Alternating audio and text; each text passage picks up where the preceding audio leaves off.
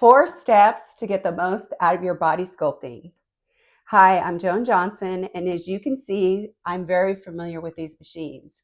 So I'm going to go through with you today 4 steps on how to get the best results from your body sculpting treatments. Number 1, heat. Heat is so important to be the first step before starting any of your body sculpting treatments. The reason I say that is because you need that area pliable for the machine to be able to do its work. What I like to do is whatever body part I'm working on, I will wear a muscle trainer. So this is designed to make whatever area that I put it on sweat. And that's what I want. I want it to sweat. So you can put a hot cream under this and then put this on and then go work out. That's what I usually like to do. I'll put this on and go ride my bike for 30 minutes. Then I'll come in and I'll start my treatments. You can also heat the area by wearing a muscle wrap and a heating pad to whatever area that you're working on. Or, which is a really great option, is a sauna. Laying in a sauna will not only heat your entire body and get your metabolism kicked in, it'll also start the detox process, which is ultimately the goal. Step 2, break. Now we're going to break some fat cells. How do we do that? I'm going to use this machine as the example because it has the laser lipo pads, cavitation, and radiofrequency. When you're breaking fat cells and you have laser lipo, you want to start with 160 milliwatt laser lipo pads. The reason I say that is because the laser lipo, the 160 milliwatt laser lipo is for fat reduction. So that's going to go in, poke little holes into the fat cells, causing them to drain. Then you're going to follow that with your cavitation. Cavitation is going to go right behind the laser lipo that's already got little holes poked in the fat cells. You're going to follow that with cavitation. Cavitation is a sound wave that's going to go in and vibrate the fat cells that have just had holes poked into them and causing them to burst, and then they drain. So you're getting a double whammy when you're doing 160 milliwatt laser lipo pad and then cavitation. If you don't have the 160 milliwatt laser lipo pad, you're going to use your radiofrequency. Radiofrequency, depending on the temperature that you get it to, can be used for fat loss or for skin tightening. So that's what we're going to do. 104 degrees Fahrenheit to 110 degrees Fahrenheit, or 40 degrees Celsius to 43.3 degrees Celsius for fat loss. The key to using a cavitation handle is going slow and with firm pressure.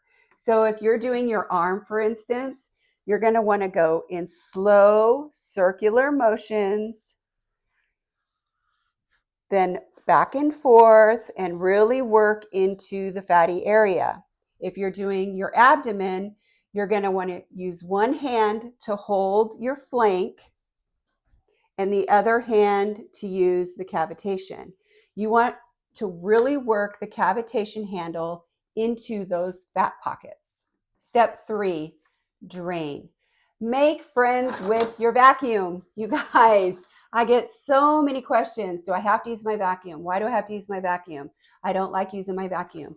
This is the most important handle on this entire machine. If you're not using your vacuum, you might as well not even do your treatments, because this vacuum is going to carry all of the drainage from the fat cells that you broke into the nearest lymph node. That's going to go into the lymph system. Your lymph system's going to pick it up and your body's going to expel it. That's the only way to get that drainage out of your body, is using a vacuum or manual massage. If you don't have a vacuum on your machine, get a small cupping device. That'll work great too. The lymph system doesn't have a pump like the circulatory system does. So you have to physically get it going. You have to move. You have to exercise. You have to use your vacuum. So make friends with your vacuum.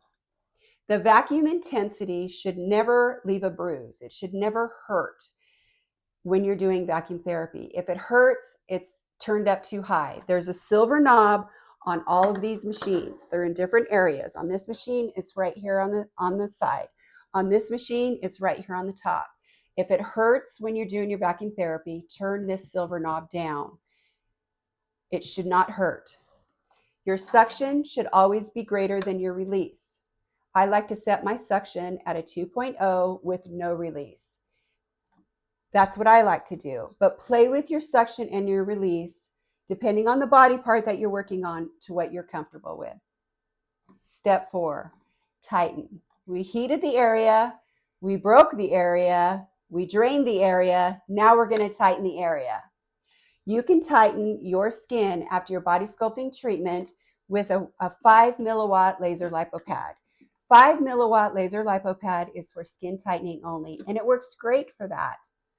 You can also tighten your skin with radio frequency, keeping the temperature between 100 degrees Fahrenheit and 104 degrees Fahrenheit, or 37 degrees Celsius to 40 degrees Celsius will promote skin tightening. So that's the last step that we want to do. Then if you really want to excel your treatments, stand on a vibration plate. That will help your lymph system expel those toxins. Then wear a compression garment. In whatever area that you just worked on, wear a compression garment. That's going to keep that area tight, causing the fluid to go into other areas of the body. And that's what you want. You want that fluid into the lymph system so your body can expel it. I hope this video was helpful in explaining the different steps that you can take to get the most out of your body sculpting treatments. And as always, everything I use in my videos will have links in the description box below. If you enjoyed this video, please let me know. Like and subscribe and leave a comment down below.